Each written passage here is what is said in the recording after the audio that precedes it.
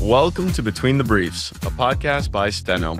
We share practical tips and expert insights on the pre-trial process, court reporting, and legal technology to keep you updated on how technology is revolutionizing the litigation process and the wider legal sector. I'm your host, Adrian Cea. Hello, and welcome to Between the Briefs, brought to you by Steno. I'm your host, Adrian Cea, and today we're thrilled to welcome Dylan Ruga, the founder of Stalwart Law Group and a co-founder of Steno. He has extensive experience in civil litigation and a commitment to enhancing the legal process. Dylan has been instrumental in revolutionizing court reporting services through innovative technology and flexible payment options. His work at Steno addresses the common challenges faced by litigators, helping them navigate financial and technical struggles so that they can focus on what truly matters, their case. Dylan's entrepreneurial spirit and deep understanding of both law and technology make invaluable voice in today's legal landscape. Dylan, welcome to the show. So great to have you. How are you doing today? What's up, Adrian? Glad to be here. That was quite the introduction. I'm flattered. I need to hang out with you more often. Thanks, man. Very excited to have you on this show. You are one of the co-founders of Steno. Love to hear your story. So I want to get right into it. Tell me a little bit more about how you got into the legal field. Yeah, being a lawyer is something that I kind of always knew that I wanted to do. There are some people that become lawyers because they kind of experience or witness like injustice in the world, and that, sparks in them this desire to be a lawyer. I wish I had that story, but that's not really what happened with me. I just, from a very early age, as far back as I can remember, really in high school, it was just always something that I knew I wanted to do. And so I kind of set my sights on being a lawyer from that point in time. That's a great way of getting into law. So tell me, where did it end up transitioning into the creation of Steno? Sure. Yes. When I started practicing, I went first and started on the defense side. And I worked at a large defense firm for a number of years, first as an associate and then as an equity partner. And after doing that for a while, I really just decided that I wanted to be a bit more entrepreneurial. And so I resigned my partnership at that firm and started Stalwart Law Group, which is a firm that I currently own and manage that practices all on the plaintiff side, all plaintiff side litigation, which means that we take all of our cases on a contingency fee basis. And as any plaintiff lawyer knows, when you're taking cases on a contingency fee basis, you need to advance a lot of costs for your clients while you're waiting for these cases to resolve. And as I was building up my firm back in 2016, 2017, taking on more and more clients, I ran out of money in the bank, and that caused me to kind of take out my P&L and figure out where I was spending the majority of my money. It turned out that the largest expense that I had on most of my cases was court reporting. And so I started looking around for a court reporting company that would agree to defer its payments until my cases settled in order to fix that cash flow problem that I was experiencing. And there wasn't one that was willing to do it for me. And so that was the original idea for Steno. Wow. So it sounds like it was really made by lawyers for lawyers. And how do you think that kind of shaped our mission and our values as a company? Yeah, so, the deferred payment, what we call delay pay, was kind of the first thing that we did to solve a problem for other lawyers. It was a problem that I was experiencing, but it's a problem that a lot of other plaintiff lawyers experience. But as we've matured as a company, we now have built a lot of technology, and the technology that we build is also there to solve other problems for lawyers. So, for example, when the pandemic came and everybody started taking depositions remotely, this was a new thing, and everybody kind of defaulted to Zoom in order to do that. And Zoom is great for a lot of things, but it's not ideal to take depositions because there's no easy way to deal with documents within Zoom natively. And so Steno built what's called StenoConnect, and that was just a better way for lawyers to take depositions remotely. It was another way that we were fixing a problem for them. And most recently, we've released Transcript Genius, which is, a new AI technology that allows people to interact with their deposition transcripts in a way that they never have before. And that's another way that we are solving problems for lawyers and continuing to kind of keep the by lawyers for lawyers part of Steno alive. Love that. Now, this question I've always been curious about. How did you end up meeting Greg and Dan Anderson? And then how did you guys come together and go, hey, seems like we all share a passion for this common problem. Let's do something about it. Sure. So as I mentioned, when I first started practicing law, I was working at a big defense firm. And at that time, when I was about a mid-level associate, there was a junior associate that worked in the same office. Her name was Selena. And Selena and I worked on cases together. I kind of mentored her a bit for a number of years. And then she wound up leaving the firm I was at and going and joining a startup called Reserve to be their general counsel. And Reserve is a company that Greg Hong had started before I got to know him. And so Selena left the firm and started working as general counsel at this company called Reserve. And I didn't hear from her for a year or so, and the phone rang. And it was Selena, and she said, Reserve has been sued for trademark infringement. Dylan, will you defend the company? And I said, sure. And through that representation, I got to know Greg and defended his deposition and, went through mediation with him and got to know him as a client. We were successful in that case and resolved that case for Reserve. And then I didn't talk to Greg for another year and a half as I got my firm off the ground. And then when I came up with the idea for Steno, which I mentioned before, I thought, I'm going to need to get some funding to get Steno off the ground, and I'm not really sure what to do next. And so who can I call that I know has successfully started businesses before? And Greg was one of those people that I had met just in the course of my kind of, being a lawyer who knew what he was doing with startups. And so I gave Greg a call. And I didn't realize it at the time, but he was in the process of selling Reserve and was looking for his next company. And so I kind of pitched Greg on the idea of Steno, and he was living in New York at the time. And he said, I love this idea. I want to move to LA and start this company with you. And by the way, when we start the company, we should bring along this guy named Dan Anderson because we're going to need to build some cool tech. And I was like, I don't know who this guy Dan is, but I would love to meet him. And Greg introduced me to Dan and very quickly realized that Dan is extremely gifted building cool technology and a very smart guy and someone that we wanted to include as one of the founders in Steno. And so the three of us got together and started working on Steno in early 2018. That is a fantastic story. And it's quite incredible how everything just comes together, all at once. Now, one thing that I've always found interesting is our values as a company, right? Steno always strives saying innovation first and also really thinking with a hospitality mindset with everything we do. Now, I usually hear that phrase when it comes to the hospitality business, a restaurant, hotel.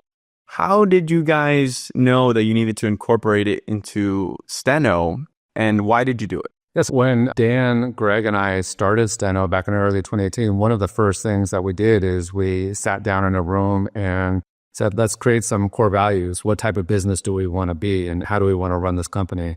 And as I mentioned, Greg and Dan came from the hospitality industry. The company Reserve that Greg had started before Steno was in the restaurant reservation space. So they were competing with OpenTable, but their clients were restaurants. And so they were very familiar with hospitality and wanting to build a company that kind of believes in the same type of hospitality mindset. And so when we met in 2018 to talk about what type of company Steno should be, we knew that we wanted to innovate and build cool technology, but we also knew that we wanted to operate with a hospitality mindset. And it was very important to what we're going to do from the very beginning. Amazing. Now, the other piece of this is innovation. I see the innovative aspect of Steno. We're not an average court reporting agency. We do the court reporting, but we also have a lot of technology embedded in what we do.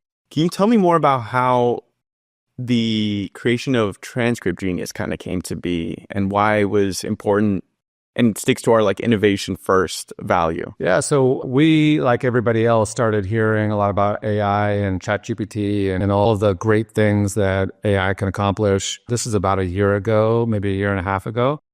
And so naturally, we started to think, how can we leverage this kind of new emerging technology to our business? And kind of the first thing that comes to mind is deposition summaries, right? Where you have these long transcripts and you can put them into an AI tool and essentially condense what could be a 100-page transcript into 10 pages.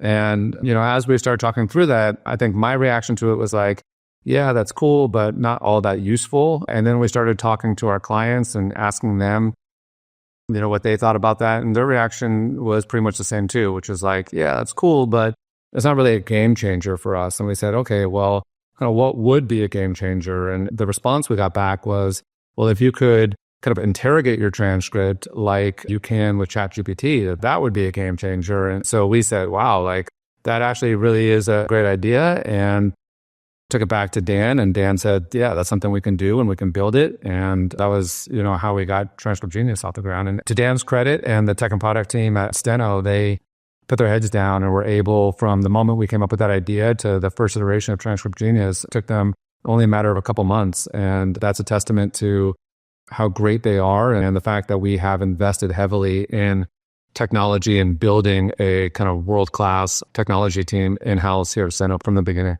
I want the audience to kind of understand more about our culture. How would you describe our culture in 3 words? Sure, yeah. I mean, fast-paced is definitely one of them. I'd say also we're a very supportive group and also, pretty demanding as well. And so kind of when you have each of these things, fast-paced, demanding, and supportive, and you kind of think of it as a little bit of a Venn diagram here, kind of right in the middle of that Venn diagram is where I think people who succeed at Steno really live. And that's because we are fast-paced and we are very much still a startup in some respects, in the sense that, we're kind of scrappy like a startup. But on the other hand, we are 6 years in and our business has matured.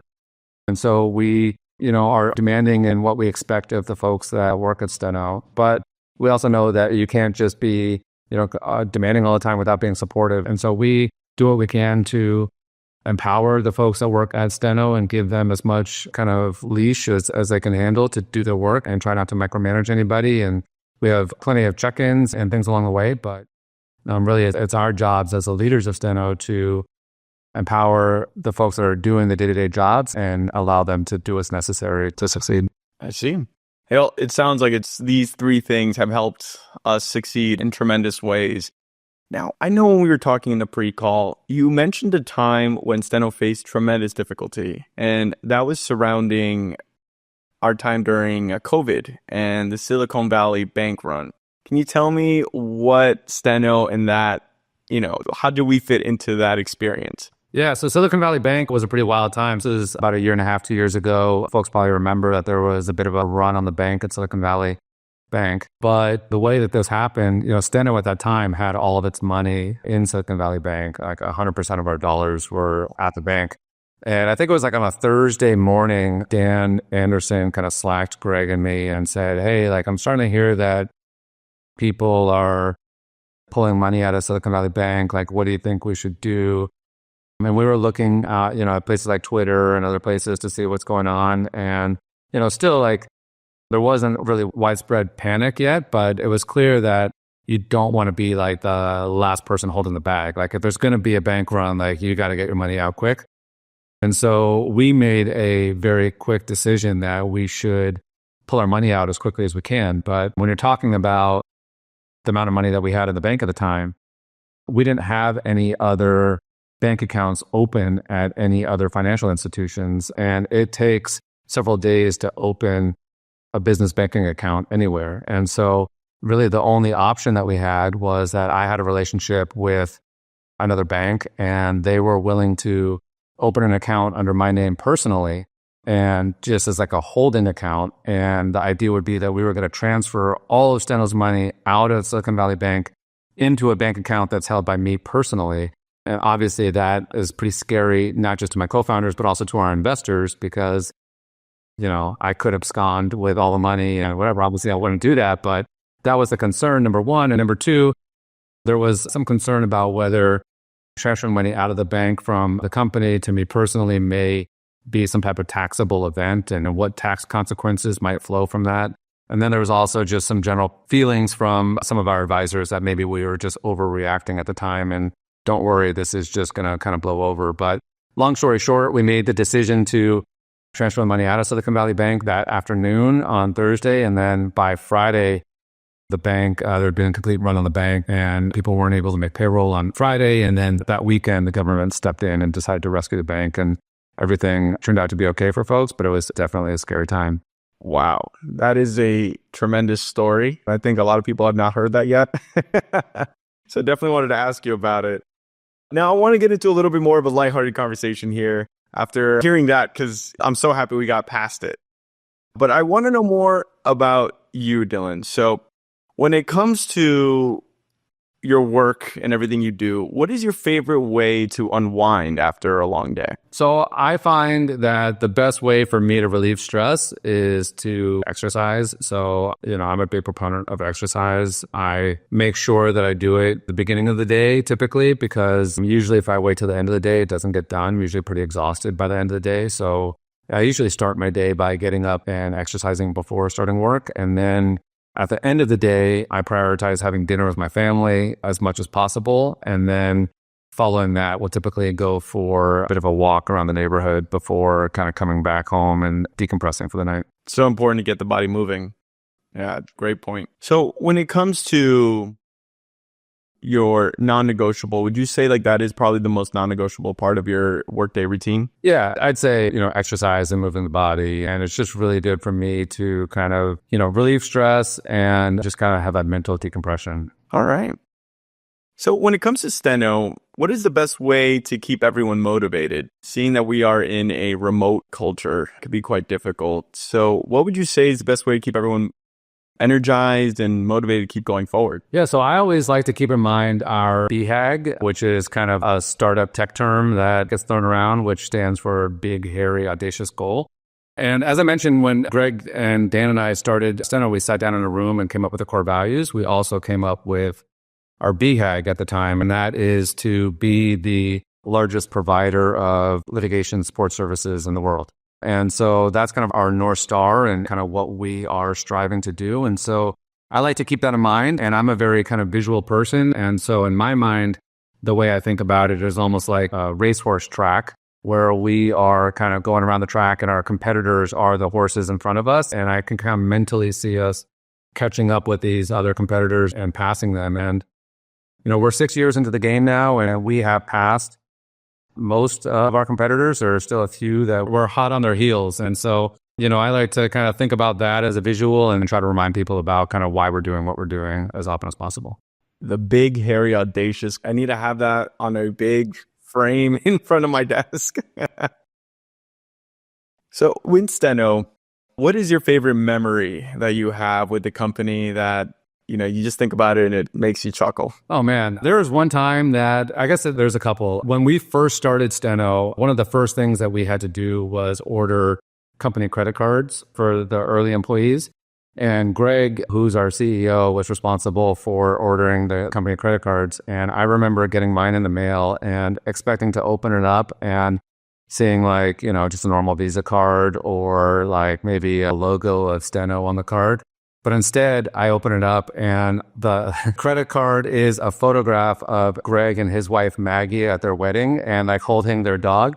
And I guess like he forgot to change the setting on the credit card before he ordered it for the company. And so we all have that. I kept it in my drawer. I have that. It's just, it's good for a chuckle. And there was another time when we went to a legal conference in Vegas. This was a legal conference called Mass Torts Made Perfect. It was like a Western theme while we were there. And one of the kind of just activities that they had at the bar was like a mechanical bull. And I remember Greg got on the mechanical bull and tried to ride the bull for a while. And, he lasted a little while, but then obviously got tossed off. And so I have a video of that and I've sent it to him a couple of times and it always makes me chuckle when I see it. What is the best piece of advice that someone has given you that you've kind of kept going forward and just took it in, internalized it? Yeah, it's somewhat cheesy or maybe cliched, but it really kind of resonates with me, which is this concept of nobody cares, work harder, right? Which is just kind of reminds me to keep my nose down to the grindstone and continue doing what needs to be done in order to get the job done. And, like you can go talk to everybody about how hard you worked all day, but at the end of the day, no one really cares. They just got to see results. And the way you get results is just continuing to work hard at it. It's a great piece of advice. I've always heard the phrase, no one's going to come save you. You just got to put your best foot forward and you will get it done, So seeing how the holidays are right around the corner, I wanted to ask you, if Steno were to go to a holiday party, what would be the dish or drink that we would bring? Well, I'm a bit of a tequila connoisseur myself. And so, I would probably say a spicy margarita, a Steno spicy margarita. Really for no reason other than I just enjoy those myself and don't really drink margaritas all that often. I usually drink tequila just on the rocks, but I know for most people, they enjoy a good margarita, and I like a little spice, so I would go with that. Love it. Put some tahini on the ring, and you're ready to go. There you go.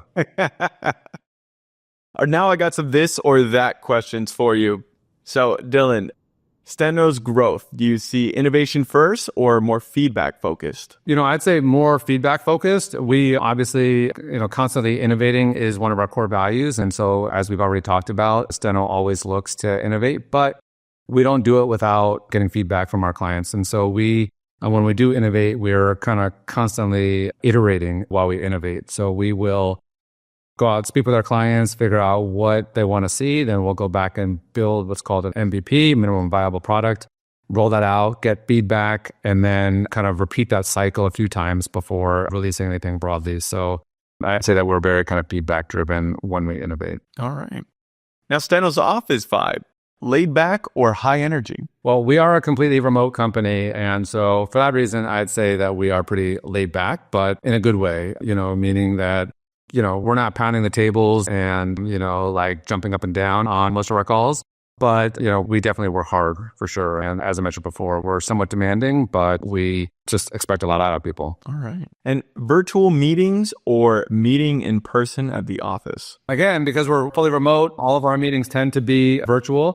However, we do get the teams together at several points throughout the course of the year for different events. And those events are always a great way to bond with people because, that bonding element is difficult to do remotely or virtually. All right. Now, holiday music. What is your favorite song this time of year? A favorite song doesn't come to mind, but I'm a big fan of 90s hip hop. So, I'm always listening to folks like Tribe Called Quest or Biggie Smalls or Jay-Z or Tupac or folks like that. So I'm not sure any of them really have a Christmas time song. I think maybe Run DMC maybe came out one year with a Christmas song. But, that's kind of what's on default and on my radio. Love it. Love it. 90s hip hop. That was the golden era, in my opinion. So great to hear that you love that taste in music. Now, finally, the last question we ask all our guests here on Between the Briefs. What is your hottest take on the industry right now?